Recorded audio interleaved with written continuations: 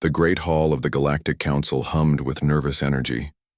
27 species from across the Milky Way gathered around the massive circular table. Light from 3 artificial suns cast shadows across worried faces of all shapes and sizes. Council member Zurich, with his blue skin and 4 eyes, stood up. His long fingers tapped nervously on the smooth metal table. "The Vraxians have selected their next target," he said. The room fell silent. "They have chosen Earth." Whispers spread through the room. A small hologram appeared in the center of the table. It showed a blue planet with swirling white clouds. "Earth? The humans?" asked Nixala, her feathered head tilting in confusion. "But they have barely left their own moon. Their technology is centuries behind ours." The Vraxian ambassador Drelthor walked into the council chamber. His scaled skin gleamed under the lights. 6 armored guards followed him. "We do not need to explain our choices to the council," Drelthor said. His voice was cold and flat. "Earth has resources we need. The humans will surrender or die. It is simple." Council member Talaxar rose from his seat. The elderly alien leaned on his cane.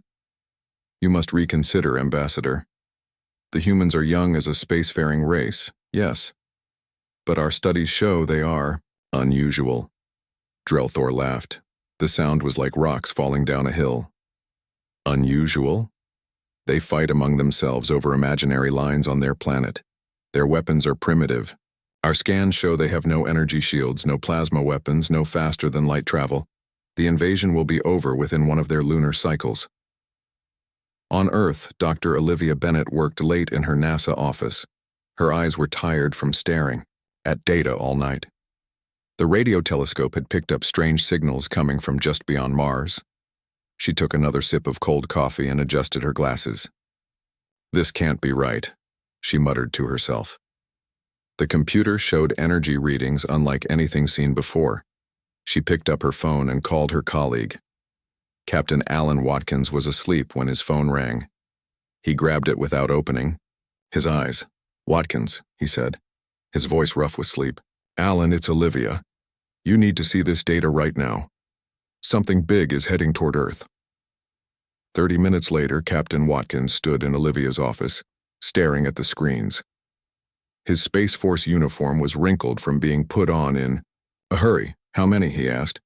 "At least 30 large objects. Too big to be asteroids, moving too fast and too straight to be natural," Olivia said. She pushed a strand of brown hair behind her ear. "And they're slowing down, Alan. They're slowing down to enter orbit." Captain Watkins picked up the secure phone on Olivia's desk. "This is Captain Alan Watkins, authorization code Bravo 79 Delta. I need to speak to General Carter immediately. Yes, I know what time it is. This can't wait." Within hours, space agencies around the world confirmed the sightings. Military bases went on high alert. News stations began to report on the strange objects approaching Earth. People looked up at the sky with fear and wonder. In the White House Situation Room, General William Carter briefed the president. The room was filled with military officers and government officials. Screens on the walls showed the incoming objects from different tracking stations. "Madam President, these objects will reach Earth orbit in approximately 6 hours. They are not responding to any communication attempts." The president looked tired, but determined. "Options, General?" "Limited, Madam President. Our missile defense systems were not designed for threats coming from deep space. We're coordinating with other nations to prepare a response, but—" He didn't finish the sentence. He didn't have to. The first Vraxian scout ships entered Earth's atmosphere at dawn, over North America. They were sleek silver crafts that moved without making a sound. People in cities across the continent stopped and stared up at the sky. Cell phones recorded the strange ships as they glided over skyscrapers and suburbs.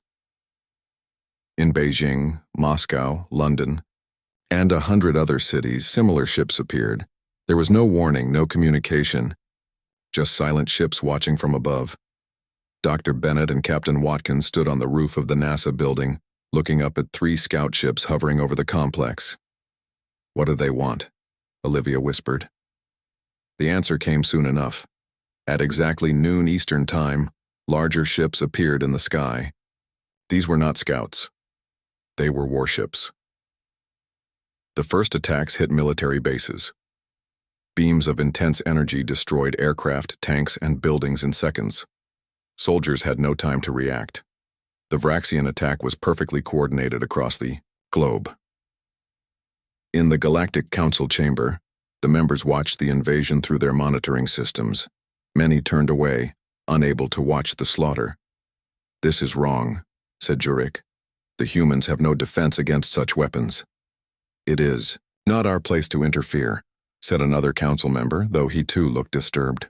"The treaty prevents us from taking sides in expansion conflicts." On Earth, the first day of the invasion ended with military forces in chaos. Conventional weapons had little effect on the Vraxian ships. Fighter jets were shot down before they could get close. Missiles were destroyed mid-air, but the humans were learning quickly. By the end of the second day, they discovered that the alien ships had trouble flying in heavy storm systems. By the third day, they found that certain radio frequencies seemed to disrupt alien communications. In an underground bunker, General Carter gathered the best minds from around the world. Dr. Bennett was there, along with Paul Martinez, a brilliant engineer from Texas. Scientists, soldiers, and strategists from dozens of countries worked side by side, all differences forgotten in the face of extinction. "They're advanced but not invincible," said Martinez, examining data from the few successful strikes against alien craft. "Every technology has limitations. We just need to find theirs." In the council chamber, Nixala noted something unexpected in her observations. "The humans are not surrendering," she said with surprise. "Most Level 3 civilizations collapse within days when faced with such overwhelming force. But the humans, they're fighting back, they're adapting." Drelthor received the first reports of Vraxian casualties with disbelief. "Impossible," he hissed. "Send more ships. Crush their resistance." But the Vraxians were about to learn a painful lesson that the Galactic Council already suspected. Of all the species in the galaxy, few were more dangerous than humans with their backs against the wall.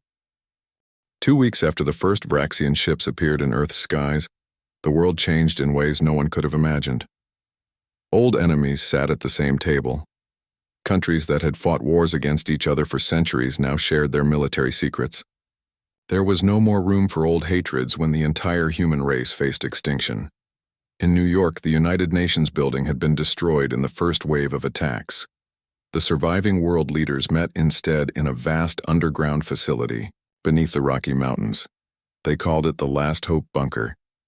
"We need a unified command structure," said the Chinese president. "No single nation can fight this alone." The room fell silent as the leaders looked at each other. Years of distrust were hard to forget, even now. "I nominate General William Carter to lead our combined forces," said the Russian president finally. "His tactical mind is what we need." General Carter stood at the center of the room. His face showed the strain of sleepless nights and impossible decisions. "I accept this responsibility," he said, "but I'll need complete cooperation from every nation. No holding back technology, no secret agendas. Humanity stands together, or we fall together." In another part of the same facility, Dr. Olivia Bennett worked with scientists from around the world. Her team had been studying Vraxian communications intercepted during the attacks. "Look at this pattern," she said, pointing to a screen filled with strange symbols. "Their transmissions peak at certain electromagnetic frequencies. I think their technology is tuned to specific energy bands." Paul Martinez, who had been studying debris from a damaged alien ship, looked up. "That matches what I'm seeing in their hardware. These components are sensitive to certain radiation levels that barely exist in their home system, which means they never had to develop protections against them," Dr. Bennett said, a hint of excitement in her voice. "Earth's natural radiation might actually be a weakness for them." In the Galactic Council chambers, the members watched the human resistance with growing interest. "Most species at this development stage surrender within days," said Council historian Nixala. "The humans have held out for 2 weeks and show no signs of giving up." Jurek studied the holographic display showing the current state of the battle for Earth. "They're adapting to Vraxian tactics faster than expected. Look, they've already started targeting Vraxian communication centers instead of their weapons platforms." The Vraxian ambassador Drelthor stormed into the chamber, his scales flushed dark with anger. The Council must stop monitoring our military operations. This is interference. We are merely observing, as is our right, said Talaxar calmly.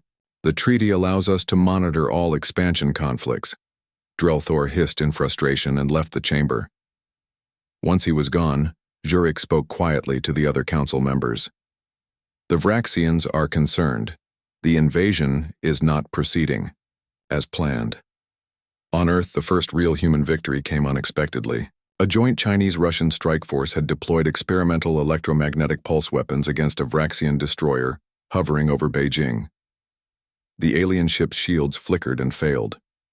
Its engines shut down, and the massive ship crashed into the Pacific Ocean. Underwater recovery teams reached the wreckage within hours.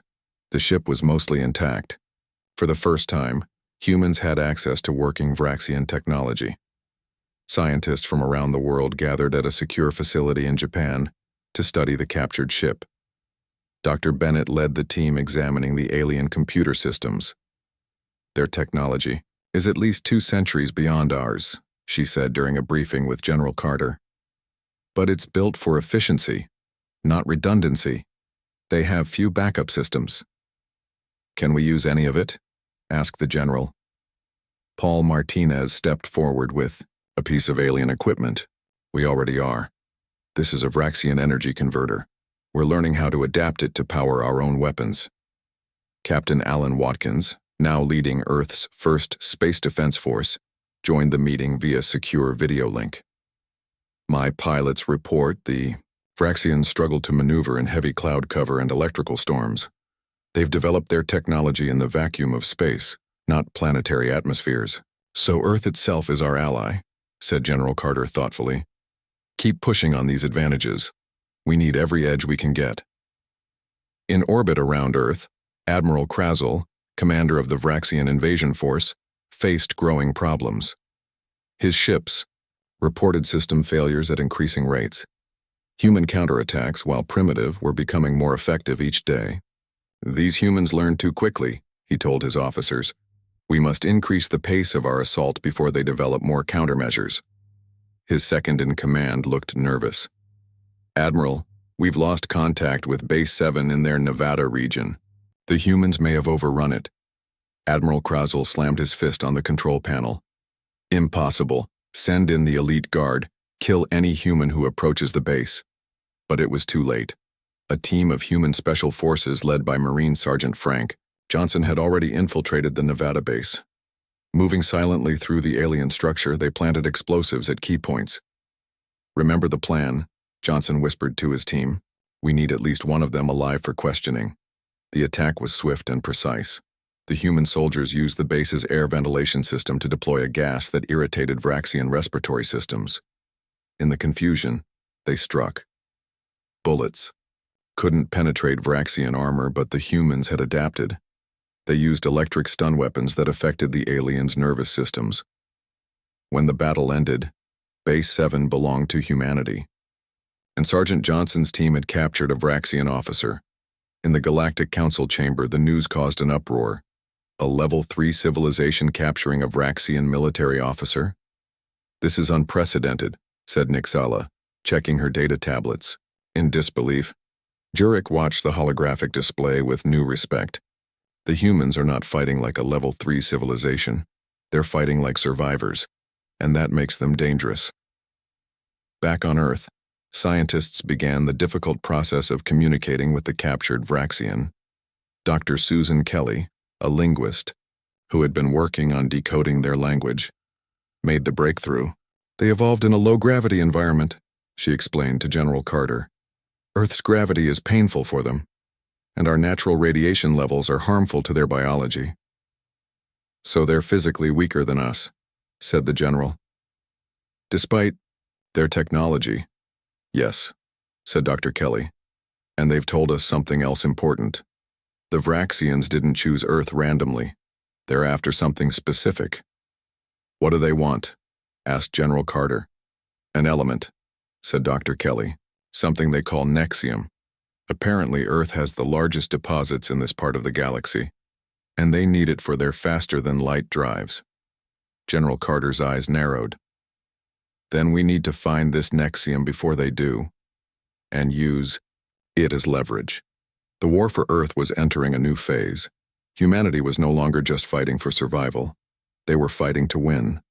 4 months into the war, Earth looked different. Cities lay in ruins. Forests burned. Oceans were littered with the wreckage of both human and Vraxian vessels. But beneath the surface, in bunkers and caves and repurposed mine shafts, humanity worked. Dr. Olivia Bennett hadn't seen the sun in weeks. She and hundreds of other scientists lived and worked in an old copper mine in Arizona. The walls were lined with stolen Vraxian technology.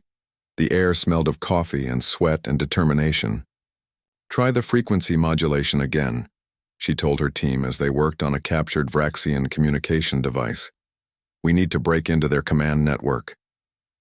Paul Martinez looked up from his workbench where he was taking apart a Vraxian weapon. "The power coupling is the key. Their entire technology runs on quantum entanglement principles. We never made it work because of power limitations, but they solved that problem." In another underground facility, this one beneath the Rocky Mountains, Dr. Susan Kelly made a breakthrough. She burst into the command center where General Carter was meeting with world leaders. "I found it," she said, her eyes wide with excitement. "The flaw in their weapon systems." The room fell silent as everyone turned to her. "They use quantum entanglement as we suspected," she explained. "But the system is vulnerable to specific isotope emissions. And those isotopes are common in Earth's crust." "Can we weaponize this?" asked General Carter. "We already have," said Dr. Kelly. She held up a small device. "This emitter disrupts their targeting systems. It won't stop them completely, but it will give our fighters a chance." In the Nevada desert, Sergeant Frank Johnson, now promoted to colonel, led the interrogation of the captured Vraxian officer. The alien sat across from him in a specially designed chair to support its body in Earth's heavy gravity. "Why Nexium?" Colonel Johnson asked. "What makes it so valuable to your people?" The Vraxian officer, who called himself Krell, struggled to speak through the translation device. "It is the key element for our faster-than-light drives. Your planet has the largest deposits we have ever found. And you decided to just take," said Johnson, "without asking." Krell's 4 eyes blinked in confusion. "Why would we ask? You are a level 3 civilization. You have no standing in the galactic community." "A mistake your people are beginning to regret," said Johnson. In orbit around Earth, Admiral Krazel faced mounting problems. A quarter of his invasion fleet had been damaged or destroyed. Ground bases were falling to human counterattacks. His superiors on the Vraxian homeworld demanded explanations. "The humans learn too quickly," he told the High Command during a secure transmission. "They adapt to our tactics and technology in days, not years. And they are physically stronger than us in their high-gravity environment." "These are excuses," said the Supreme Commander. "You have failed to secure the Nexium deposits. We are sending reinforcements, but you are warned. Failure will not be tolerated." In the Galactic Council chambers, the members watched with growing amazement as humans began to push back against the Vraxian forces. "They've reversed-engineered Vraxian shield technology," said Jurek, studying the latest data. "In 4 months. It took the Andorians 20 years to do the same." Council member Talaxar nodded thoughtfully. "Perhaps we have miscategorized the humans. Their technological development may be level 3, but their adaptability is unprecedented." Nixala, the council historian, searched through ancient records. "There is a precedent," she said. "The Zeth civilization, extinct now for 10,000 years. They too showed remarkable adaptation rates when threatened. The humans remind me of them." "What happened to the Zeth?" asked Jurek. Nixala looked troubled. "They were deemed too dangerous by the dominant powers of that era. They were eliminated." On Earth, the first human counteroffensive began. Using modified Vraxian technology, Earth's forces targeted the invaders' communication networks. Specially equipped planes could now fly without being detected by Vraxian sensors. Tanks were fitted with shield generators reverse-engineered from alien technology, In Washington, D.C., now a field of ruins around the barely standing Washington Monument, Colonel Johnson led a strike force against a Vraxian ground base. His soldiers wore exoskeletons powered by adapted alien energy cells. "Remember, aim for their communication arrays first," he told his team. "Then target their power generators. Their personal shields can't stop physical objects moving below 100 meters per second, so use your knives when you get close." The battle was fierce but quick. The Vraxians, used to fighting from the safety of their ships or with overwhelming technological superiority, were not prepared for close combat with physically stronger humans who understood their weaknesses. When the dust settled, the Washington base belonged to humanity. Colonel Johnson downloaded the Vraxian database before his team set explosives to destroy the facility. "What did we get?" asked General Carter when Johnson delivered the data to the command center. "Locations of all their bases on Earth.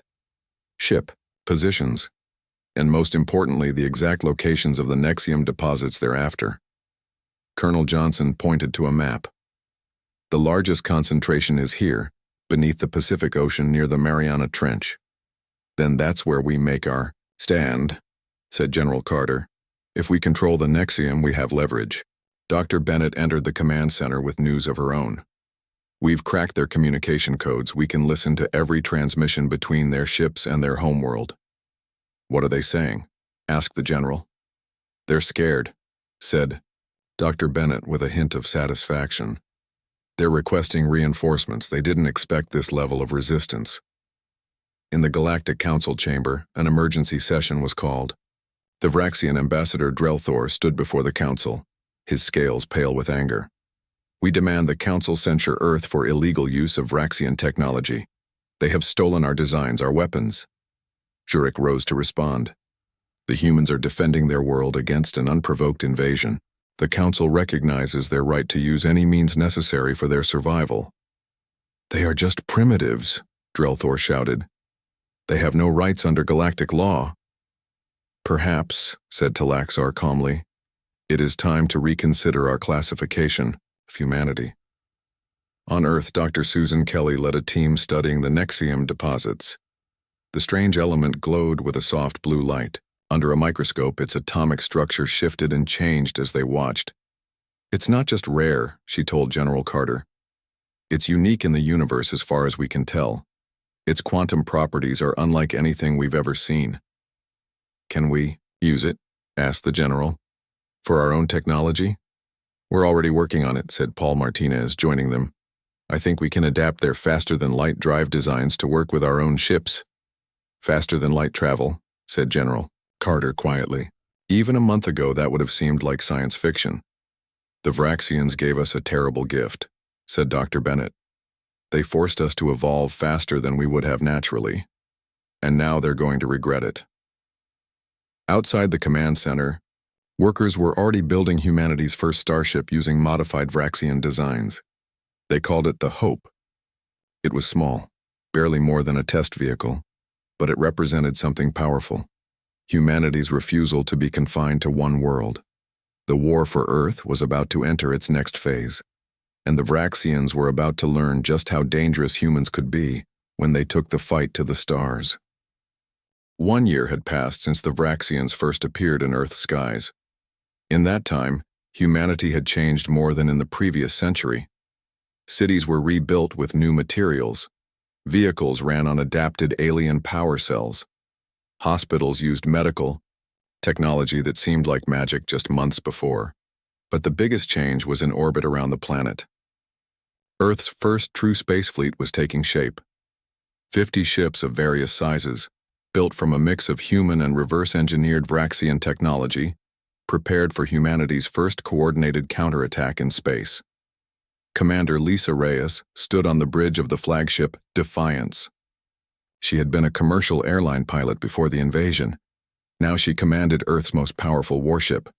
"All systems check complete," reported her second-in-command. "The fleet is ready." Commander Reyes took a deep breath. "Send the signal. Operation Pushback begins now." Across the fleet, engines flared to life. The ships moved out of Earth's orbit on an intercept course with the Vraxian armada. For the first time, Humans would take the fight to the enemy in space. In the Galactic Council chambers, the members gathered around the holographic display showing the approaching battle. "This is unprecedented," said Jurek, "a species going from atmospheric flight to space combat in 1 year." Senior Counselor Vexalia, who rarely spoke at meetings, stood up. "We may be witnessing the emergence of a new power in the galaxy. The question is, what kind of power will they become?" The space battle lasted 3 days. The human ships, smaller and less advanced than their Vraxian counterparts, used Earth's moon for cover and attacked in coordinated waves. They targeted Vraxian communication arrays first, then weapons systems. Commander Reyes directed the battle, from the Defiance coordinating with ground-based defense systems. Group 3, target the destroyer at coordinates 227 Mark IV. Group 5, provide covering fire. The Vraxian ships, used to fighting enemies with similar technology and tactics, struggled to adapt to the humans' unpredictable attack patterns. Earth vessels would appear from behind the moon, strike hard and fast, then retreat before the Vraxians could lock their weapons. Admiral Krazel, aboard his command ship, watched in growing horror as his fleet took heavy damage. "These are not the tactics of primitives," he told his officers. "They fight like the Drell wolf packs of our homeworld, coordinated but unpredictable." By the 3rd day, 7 Vraxian capital ships had been destroyed. The rest of their fleet retreated beyond the moon, regrouping for a counterattack. But they never got the chance. Earth's ground-based weapons, now enhanced with Vraxian technology, fired simultaneously. Massive energy beams shot up from hidden locations around the planet, catching the alien fleet in a crossfire. "All ships, emergency jump," ordered Admiral Krazel. "Retreat to the rally point near their Mars." The remnants of the Vraxian fleet vanished in flashes of light as they engaged their faster-than-light drives. For the first time in a year, Earth's orbit was clear of enemy ships. On the Defiance, Commander Reyes received the news with quiet satisfaction. "We've bought some time," she told her crew. "Now we need to use it." On Earth, Colonel Johnson led a force of 10,000 soldiers in powered armor against the main Vraxian ground base in the Amazon rainforest. The fighting was brutal. Vraxian troops, while physically weaker than humans, had centuries of combat experience. Johnson's voice crackled over the comm system to his troops. "Remember your training. Their armor is weakest at the joints. Their vision cannot track rapid movement to the left. Use your environment. They hate the humidity and heat." The human forces pushed through the outer defenses of the base. Specially, trained units targeted the Vraxians' communication arrays and power generators. Without their technological advantage, the aliens found themselves facing physically superior opponents on unfamiliar terrain. The Amazon base fell after 6 hours of fighting.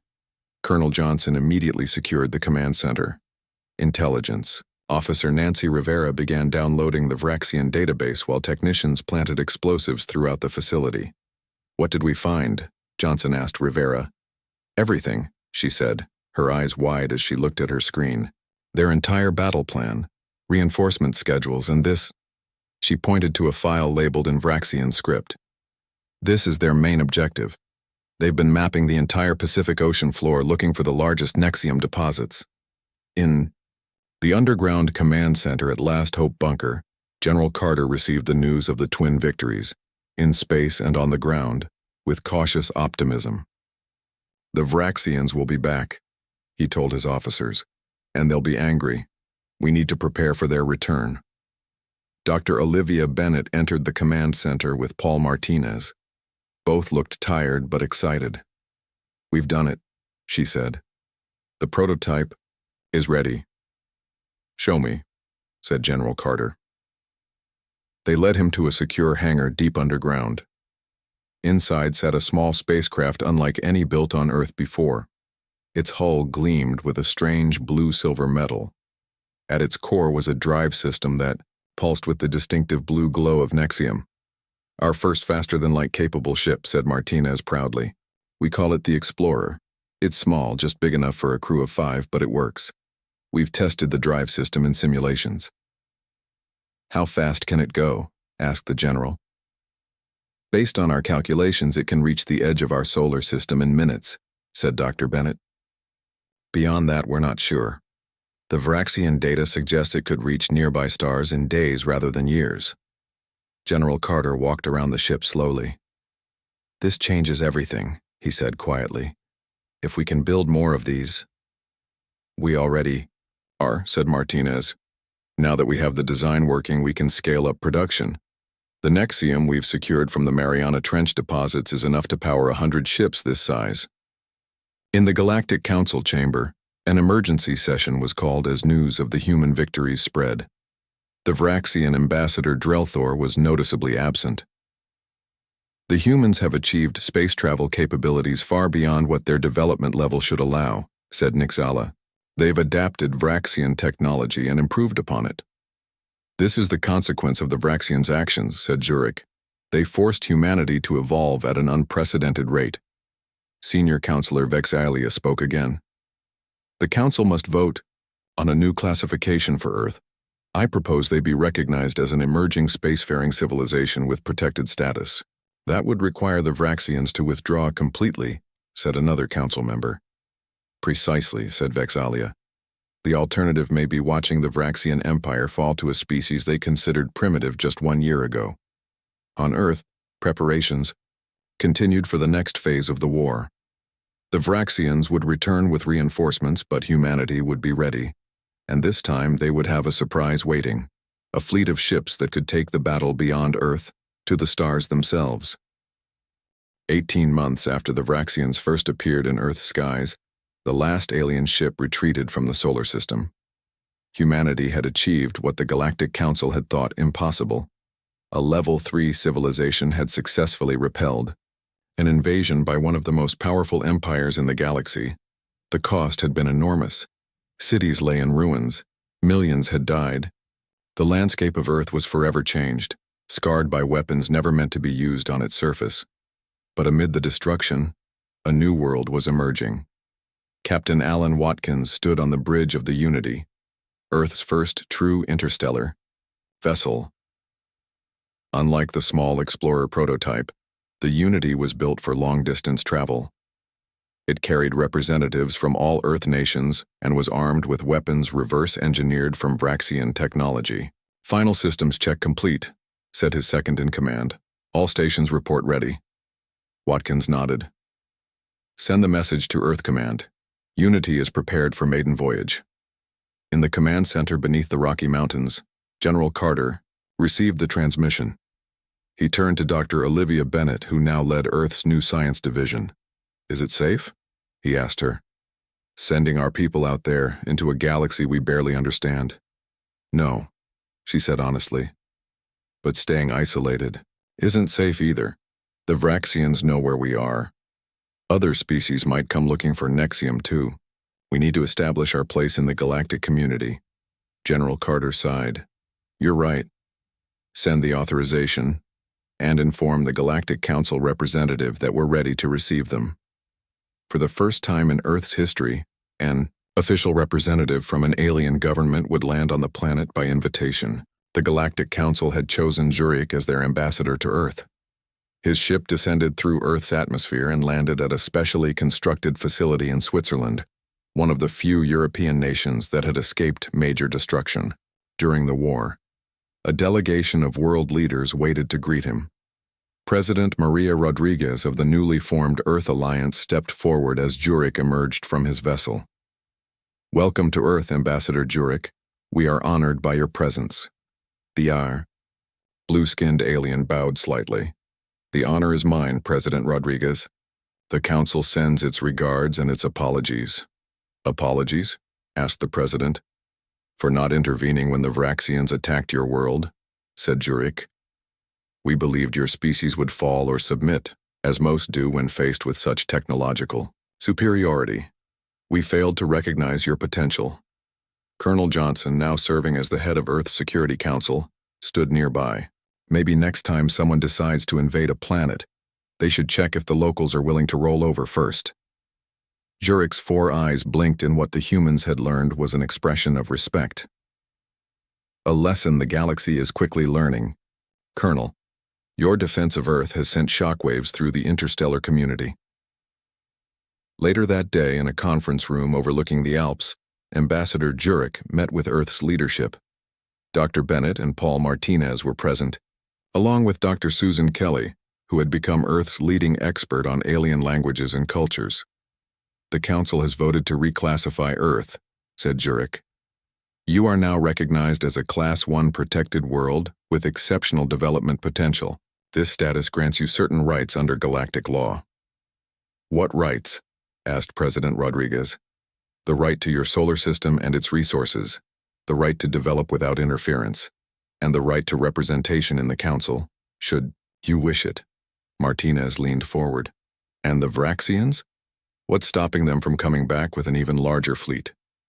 "Two things," said Jurek. "First, your new status means any further aggression against Earth would be considered a violation of Council law, subject to sanctions from all member species." He paused. "But more practically, the Vraxians are facing rebellions on multiple worlds. News of their defeat by Earth has spread. Other subjugated species are rising up, inspired by your example. In orbit around Earth, Captain Watkins received the final authorization for the Unity's departure. He addressed his crew over the intercom. "Today marks a new chapter in human history. We leave our solar system not as conquerors or refugees, but as explorers and diplomats. Our mission is to establish peaceful contact with the galactic community, and to make it clear that Earth is no longer an isolated world." The massive engines of the Unity powered up. The ship moved away from Earth, accelerating toward the edge of the solar system. When it reached the orbit of Neptune, Captain Watkins gave the order they had all been waiting for. "Engage faster-than-light drive." The stars around them blurred. The Unity vanished in a flash of blue light, breaking the light-speed barrier for the first time in human history. Back on Earth, President Rodriguez addressed the citizens of the planet through a global broadcast. "The war has changed us in ways we are still discovering. We have lost much, but we have gained something precious: unity and purpose. Today we take our place among the stars not because we chose this path, but because we were forced upon it. Yet we go forward with hope, not fear." In the Galactic Council chambers, a formal report was filed regarding Earth's new status. The final lines read, "Recommendation: approach with diplomatic caution. Warning: despite their technological limitations, humans have demonstrated exceptional adaptive capabilities and resilience. They value their freedom and sovereignty above all else and will defend it at any cost." Senior Counselor Vex Alia added a personal note to the file. "The Vraxians' greatest mistake was not underestimating human technology, but underestimating human determination. A lesson the Council would do well to remember in all future dealings with Earth." On the Vraxian homeworld, Admiral Krazel stood before the High Command, explaining his failure. The humans should not have been able to adapt so quickly. Their learning curve defies all known models for species development. The Supreme Commander interrupted him. "You have cost us 7 capital ships, 3 ground bases, and our reputation as the dominant military power in the sector. What do you suggest we do now?" Admiral Krazel paused before answering. "Leave them alone. The humans have earned their place among the stars, and I fear what they might become if we force them to evolve even faster." As the Unity traveled through the stars, carrying humanity's representatives to distant worlds, Earth continued to rebuild and prepare. The invasion had nearly destroyed them, but it had also united them and advanced their technology by centuries. What might have taken generations to develop had been achieved in months through necessity and determination. The message to the galaxy was clear. Earth was open to friendship and cooperation, but never again would it be caught unprepared. Future visitors would find not an easy target, but a world that had faced extinction and refused to accept it. A world that had looked into the stars and decided its place was among them.